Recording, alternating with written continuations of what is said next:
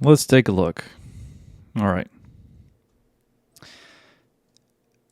Hello, everybody. Welcome to Based Marriage Podcast, episode number 1.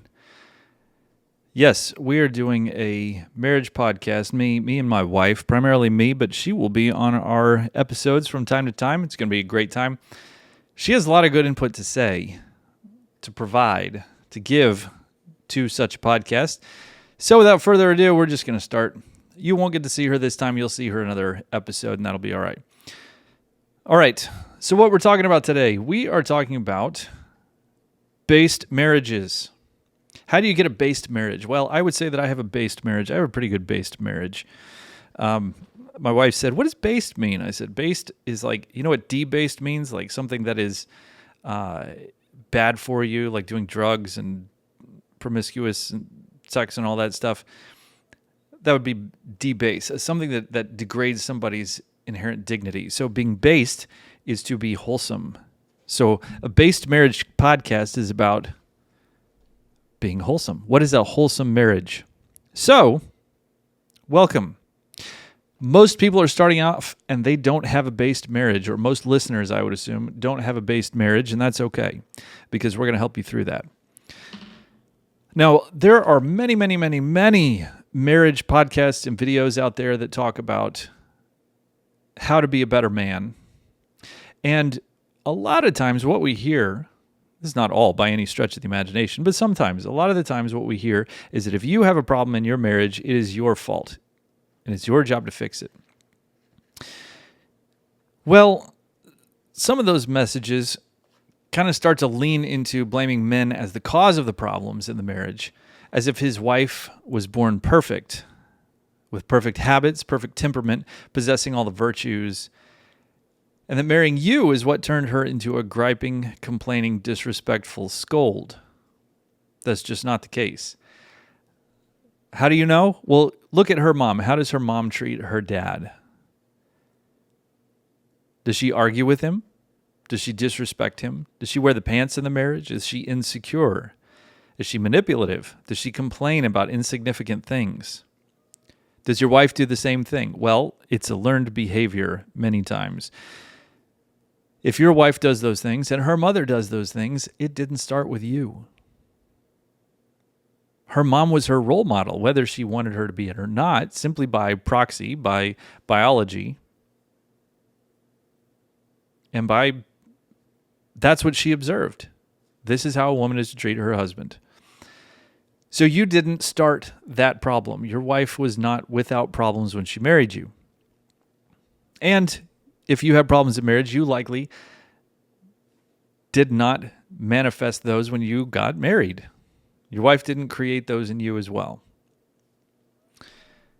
So she didn't get that by marrying you. Now, many men are married to emotionally mature women. Women who understand, they have a good emotional intelligence. They know what they feel, and it's okay. And they tell themselves, it's okay for me to feel that. They know that. It's okay for them to experience those emotions. They're normalized. They probably had good, healthy parents who normalized their feelings for them. But many men are not married to these types of women.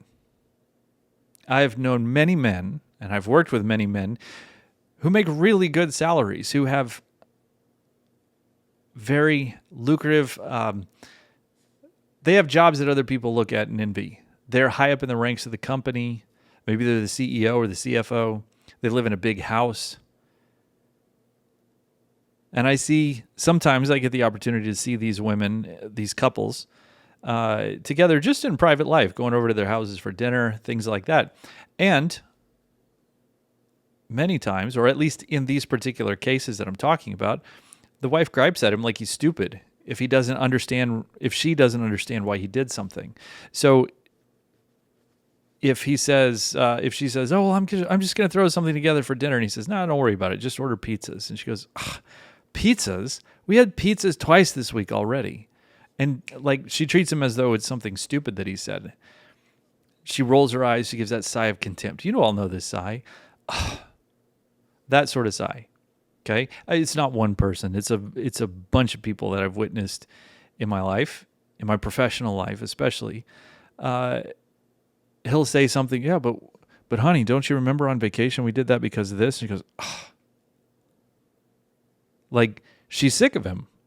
Like his bringing up something, his bringing up a memory, his idea, his thought was something which requires contempt. So he didn't train her to be that way. Her mama did. Oftentimes, it's the mom. Very often, it's the mom.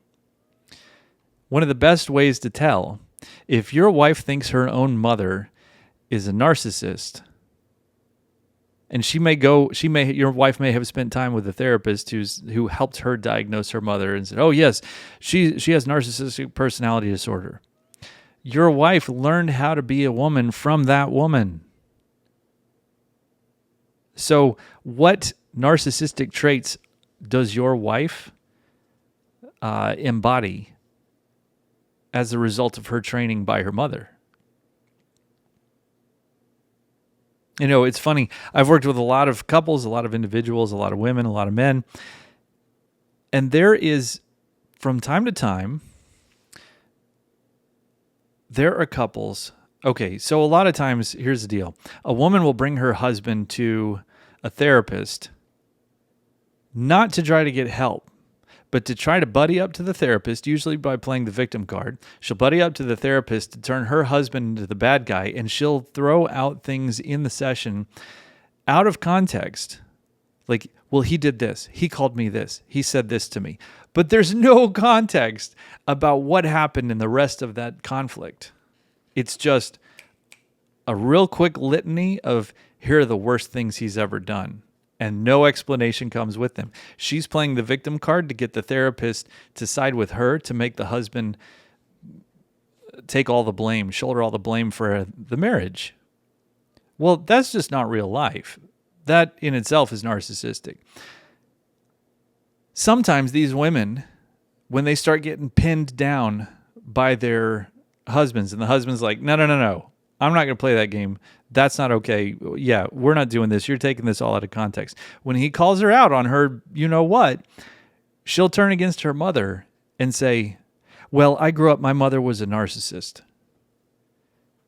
Oh, really? She was a narcissist. Tell me about that. Well, she had all these issues, and this is what, and I've worked with other counselors who said she was a narcissist, and she's even been diagnosed by counselors or therapists or psychologists of being a narcissist. So she's a narcissist. And so I've done a lot of healing in order to overcome that trauma of having a narcissistic mother. It's quite possible she did experience a lot of healing of having a narcissistic mother. The flip side of that is, what behaviors did she pick up from the narcissistic mother that she's using against her husband and in other relationships? It's a really, really deeply embedded behavior system. Whatever you learned from your mother, whatever you watched, the way that you talk, the words that you say, how you manipulate others, unless you have a really good mind for, I'm doing this like my mother did. That's not virtuous. That's not good. That's not Catholic. That's not Christian. I'm going to stop that because it is not good for my soul to do these things and it harms my family. That is a good way to overcome those things. But a lot of women don't do that, especially women who were raised by narcissistic mothers. And I don't mean just like narcissistic meaning selfish. I'm talking about like get out your DSM-5. Get out your DSM-5 and you go through the list of all of the different criteria, and there's like 12 different criteria for narcissistic personality disorder, and there are two kinds. The first one is grandiose narcissism, and the second one is covert narcissism. And the covert isn't, we think of grandiose, we think of like Napoleon Bonaparte, and the grandiose narcissist, he had a mini-me complex is what they say. He was real short, he was a narcissist. Oh, I'm just going to take over the world. I'm so great. Look at me, how wonderful I am. I can only associate with great people. I can't stand to be around you lowbrow people. So that's a grandiose narcissist. But the covert narcissist looks much kinder, much nicer, much more humble, but they also have zero empathy or very low empathy for other people. They have low emotional intelligence. They blame others for how they're feeling. People are moved around in their world like a piece of furniture. Their feelings are at the center of the universe or at the center of the family. If I feel this way, it's somebody else's fault, and it's all of your job to fix it. And we're going to base the family's behaviors, the family's activities around how I feel. I don't like that. I don't like it. So therefore, we're not doing it because I don't like it. Or that makes me feel uncomfortable. That makes me feel sad. That makes me feel. So the person's feelings are at the center. And very often, there's this fantastic psychologist out there named Richard Grannon. And Richard Grannon seems to be the expert on female covert narcissism, which he says is epidemic. Now, it's more than just selfishness. It's that other people and their needs just don't even exist. That's the brief way of saying it. But basically, there are about 5 or 6 different criteria in order to satisfy being a covert narcissist. Anyways, so if her mom was a covert narcissist, then it is very likely that she learned how to be a covert narcissist as well. It's not like mom said, hey, I'm a narcissist. I'm going to teach you how to be a narcissist as well. It's just patterns of behaviors and thinking and interacting with other people, communicating with other people. And when you just see that every day, and that's the rule for how everything operates in the home, you learn the rules. You learn how to operate in this way. And then when you get your own family, you go and do the same thing. So, did the husband create this? I mean, this is what's called a cluster B personality disorder. Cluster B personality disorders are like antisocial personality disorder, narcissistic personality disorder, borderline personality disorder, I think is a cluster B, and then also histrionic personality disorder. Those are fun. But that is what's called a cluster B personality disorder. Your personality, it does not act in a way that is healthy or normal for creating and maintaining relationships with other people. So if she grew up in that, then she is likely exhibiting that. And she was that way, and then she got married, and if you know anything about marriage, if you have a problem before marriage and you didn't get it solved, it's only going to get worse when you're in marriage. So men, you did not create her problem. You did not create her lack of emotional intelligence. You didn't create her lack of empathy. You didn't create her coldness. You didn't create a whole bunch of the things that she's exhibiting.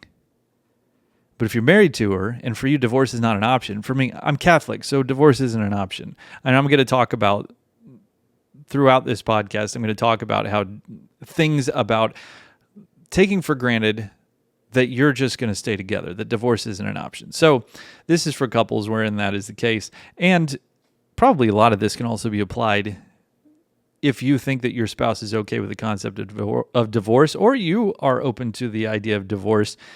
This is also going to be probably you're going to find stuff that's helpful. So you're married to this woman, and yeah, you could divorce, but that's awful. You give the attorneys half of your money, she gets the other half, and you get nothing, and then you rarely see your kids. And the damage and destruction it does to the family, to the kids, to your grandkids that may not even be born yet, it's a bad deal. And if you have kids, we'll talk about this another time. But basically, if you think your wife is crazy and she goes out and picks out another man without your advice, what kind of a man do you think she's going to pick out, and how good is he going to be for your kids? We'll go down that road another night. So you live with her, and it's not your fault that she is this way, but if you want to stay somewhere other than misery, if you want to be something other than miserable, it is your job to train it out of her. And for those of you who are wives who are listening to this podcast, it's not going to work for you to try to convince your husband to be the leader, because by you trying to convince him to be the leader, you are in fact being the leader. It is contrary to how that works. It's contrary to order for you to just sit there and keep pressuring him to lead. Lead, lead, lead. It doesn't work. So if you are listening to this, yes, wives, you will get some important information, important help for how to straighten out your marriage. But the tools and techniques are going to be a little bit different if you're a wife listening to this. But maybe you can reverse engineer some of this stuff. So when I'm giving advice to the men, maybe you can go, oh, maybe I need to change the way that I'm doing things as the wife. If this is hurting the men, then maybe I need to stop doing that. If you have that introspection and that humility to be able to take what I say and reverse engineer it and apply it to yourself and self-check and say, oh yeah, maybe I do need to turn these things down. Maybe I need to do this differently. Then you're going to get a lot out of this podcast as well. All right, let's go. Man, this is great. I was on X this week. It's just fantastic. I love these. Men only think about one thing and it's disgusting. It's great. Everyone is counting on me. I need to make more money. I need to do better. I'm so tired. I have to make it. I just got to keep going. I can't give up. What men think about. Yeah, it's pretty good. I like it. Okay, here we go. A young knight's quest for his forever princess. Father's instruction. 5 key teachings. An acrostic. You're going to have to forgive me. I don't know what an acrostic is. But this is from Travis Maxey. His X screen name is @TravisDeanMaxey. This was a pretty good deal. It was a good thread that he posted today. It has this young man. I'd guess he's probably about 18 or 19, and he's in shining armor, but he's got his helmet off. And there's this beautiful young princess, and they're sitting there like forehead to forehead, kind of nuzzling each other. My first reaction was, oh, give me a break. And then I remembered it was just an hour ago that I was kind of nuzzling my wife and flirting with her in kind of the same way. Quit your belly aching about the fantasy. That part of it's real. All right. So he's explaining to his son and using scripture in order to do this, but this is great.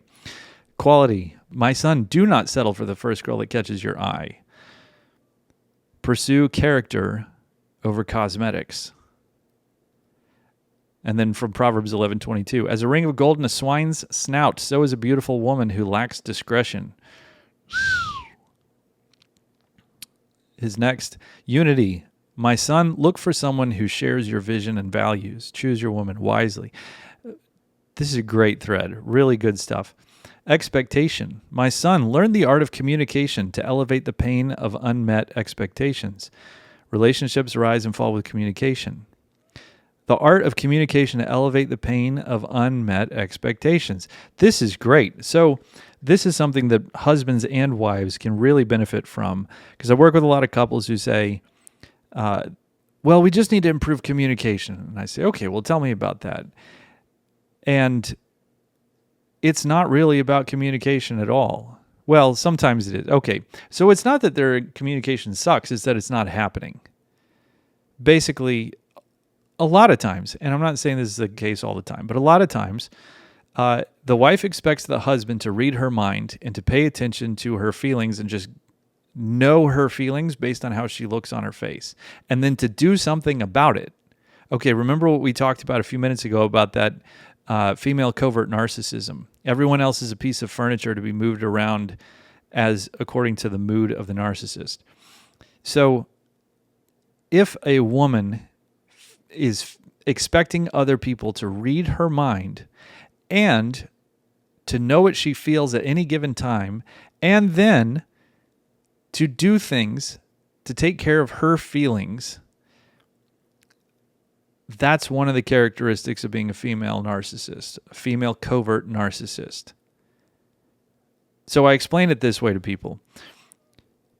He has his own emotional backpack. You're going on a backpacking trip. He has his own emotional backpack. He's got to carry this stuff all by himself. He's got to carry his own emotions throughout life. All of the challenges and stresses and everything throughout the day, he has to carry his own. And it's like when she wants him to read her mind and she wants him to pay attention to her feelings and to fix them, it's like her taking her backpack off and saying, you carry this. He can't. He already has his own backpack. He's already got his own that he has to take care of. And to expect him to carry it, to expect him to fix her feelings and to pay attention to her feelings all the time and make sure that, oh my goodness, my wife's upset. I need to pay attention to that and I need to do something to fix it. That's really unrealistic. It's what you might call emotionally immature. She never learned beyond a 6th grade girl how to manage her own feelings and emotions. So, and one of the solutions we work on that is to have that discussion, to talk about that, about, well, you have to communicate things. It is completely unfair and it's a form of manipulation for you to make other people read your mind and then to play the victim card when they don't. You're setting up these traps for them and they fall in them, and then you say, aha, how dare you fall in this trap? That's not okay. So we learned some fun things of how to help. I teach men some kind of fun ways of how to help break their wives of this mindset. And you say, and it is all about communication. Here's the deal. I'm not going to read your mind. I'm not going to pay attention to your emotions, and it's not my job to fix them. Those aren't my job. You have to maintain your own emotional state. If you're having a rough day, I can listen to you for a few minutes, but it's not okay for you to just come in and just emotion vomit all over the place. I got to carry my own stuff. I have my own challenges. It's not my job. So you have to change that way of thinking. So if you don't say anything, I'm just going to act like everything's okay. And if you want to get upset about that, you can go ahead and get upset about that, but I'm not going to fix that problem. You can choose to be happy or you can choose to be miserable. It's completely up to you, but it's not my job to fix your emotional situations, to fix your emotions, to make you feel better. That's not my job. And so that really healthy, very clear communication, and then allowing her to fail, to fall flat on her face and experience that when she's not communicating those expectations. And even if she has expectations and it's just not possible for those things to be met, she's going to have to deal with that. So Travis Dean Maxey, at Travis Dean Maxey right here. Timing, my son, don't rush the most important decision of your life. Let God guide you in his time. Good advice. Raising boys to be a man is a huge responsibility. Prepare them for adulthood and give them instruction on the quest for their forever princess. Let me aid you in fatherhood. Really great stuff. So one little thing about the princess thing is, and I don't think he meant this at all, but something that a lot of people experience, it just leads us into that. A lot of people experience is that she's supposed to be the princess. And so we treat her as a princess, or what we think a princess is supposed to do. If you look through history, it wasn't really quite this way. But our best cultural references to princesses are Disney princesses, who are essentially useless. Like Jasmine was useless. She just ran around half naked all the time and griped at her father, who was the king, and she just treated everybody with contempt. Not okay. Elsa, she was, poor girl, she lost her parents, and she had this really crazy X-Men power of freezing people. She was very isolated, and she had a temper, and she got a temper about it. Okay, fair enough. Fair enough. Not particularly healthy experience of a princess. Belle from Beauty and the Beast, also not, I mean, she walked around with her head in a book all day. And she kind of neglected her chores. And her dad was kind of a fool. Cinderella she was pretty good. Cinderella was pretty good. She's all right. Snow White was pretty good too. In Snow White, when she shows up at the dwarf's house, she thought it was babies that lived there. So she goes and cleans the house because she was really sweet and she wanted to take care of those babies. Fantastic. Snow White. She was cheerful. Good stuff. But there were just a lot of ditzy, useless, and angry Disney princesses. So we don't have really good cultural references for that. So the princess, though, she's not to just be pampered. Like when we as men are trying to make ourselves better, holier, stronger, all of these things, we deny ourselves those things that make us weak. And we even recognize that those things, that there are things that we can indulge in that make us weak, whether it's pornography or chocolate, junk food, fried food, beer, alcohol, tobacco. We laying around, sitting around and watching television, doom scrolling on the internet. When we spend too much time doing these things, it's bad for us. And yet we then also kind of set up our wives to do those things that we recognize as bad for us. And then we expect that she's going to turn out to be virtuous and sweet and kind and have a good character and a good personality, when in reality, that's not actually what's happening. We are robbing them of that opportunity to experience growth, virtue, to grow in holiness. Yes, we take care of them. We love them as though they are a part of ourselves. And when we love them as part of ourselves, is there a part of yourself that you just pamper? Oh, I'm never going to do leg day because I just love my legs. I love my legs so much. I'm not going to make them do anything uncomfortable. I'm going to start walking on my arms so that my legs don't actually have to do any major work, because I love them so much. I just don't want them to be discomforted. I want them to enjoy a pampered life. So I'm going to walk around on my arms all day long. I'm going to belly crawl and just drag my legs behind me so that they don't have to do any work, so I can pamper them. If it doesn't work for us, it's probably not going to work for them either. If pampering ourselves does not work for us, it's not going to work for our wives either. So we have to stop robbing them of the opportunities for growth.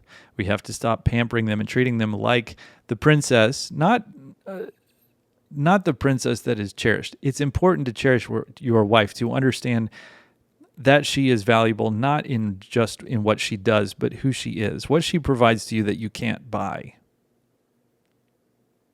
My life is fuller because I have a wife who is sweet and good, whose personality is cheerful. If I walk in the room, she smiles. She smiles. She treats me very, very well. And my life is better just being around her because she has this aura of that. But just pampering her and say, no, I'll do the cooking. Oh, I'll do the dishes too. Oh, I'll do this. Oh, I'll do that. No, you don't have to do. Just sit down. Just sit down and put your feet up, and you can watch a show. I'd love for you to just watch a show.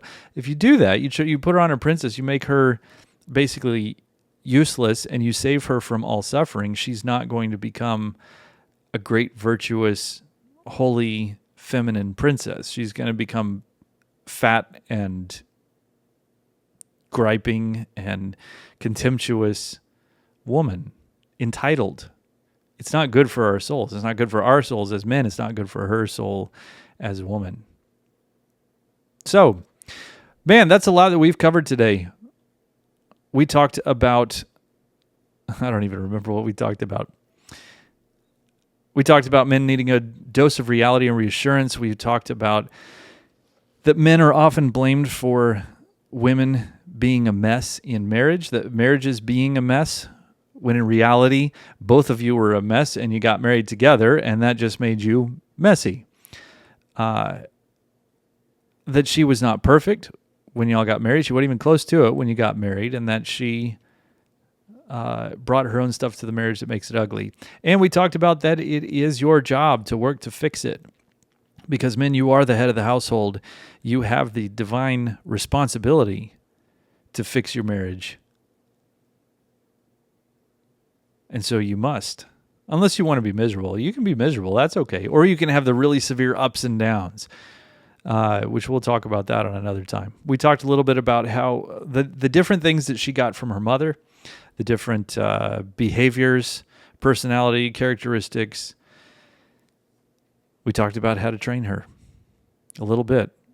All right. Thank you for watching. This is the Based Marriage Podcast. I hope you all have a great night. God bless.